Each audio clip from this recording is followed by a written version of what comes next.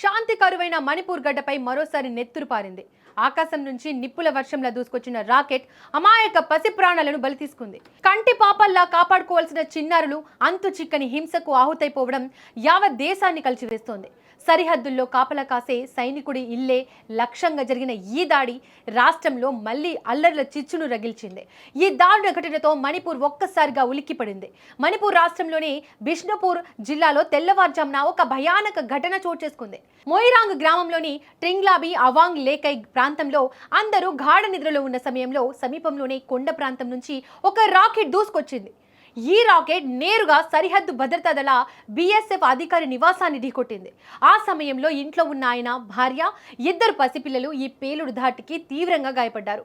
వారిని వెంటనే ఇంఫాల్లోని ఆసుపత్రికి తరలించినప్పటికీ ఫలితం లేకుండా పోయింది. చికిత్స పొందుతూ ఆ ఇద్దరు చిన్నారులు ప్రాణాలు కోల్పోయారు. ప్రస్తుతం వారి తల్లి బినితా పరిస్థితి అత్యంత విషమంగా ఉంది.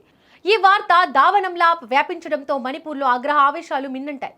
మైతే, కుకీ వర్గాల మధ్య ఇప్పటికే నెలకొన్న విభేదాలు ఈ దాడితో మరోసారి బహిర్గతమయ్యాయి. చిన్నారుల మరణ వార్త విని స్థానికులు రోడ్లపైకి వచ్చి భారీ నిరసనలు చేపట్టారు. ఈ క్రమంలో నిరసనకారులు తీవ్ర హింసకు దిగారు. ఒక పెట్రోల్ బంక్ సమీపంలో ఉన్న 2 ఆయిల్ ట్యాంకర్లకు ఒక లారీకి నిప్పు పెట్టారు. పోలీస్ స్టేషన్ల వద్ద టైర్లను తగలబెడుతూ తమ నిరసనను వ్యక్తం చేశారు.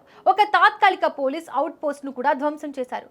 పరిస్థితి అదుపు తప్పుతుండడంతో ప్రభుత్వం వెంటనే రంగంలోకి దిగింది. ముందస్తు జాగ్రత్తగా ఇంఫాల్ ఈస్ట్, ఇంఫాల్ వెస్ట్, తౌబాల్, కాక్చింగ్, బిష్ణుపూర్ జిల్లాలో 3 రోజుల పాటు మొబైల్ ఇంటర్నెట్ సేవలను నిలిపివేస్తూ ఉత్తర్వులు జారీ చేసింది.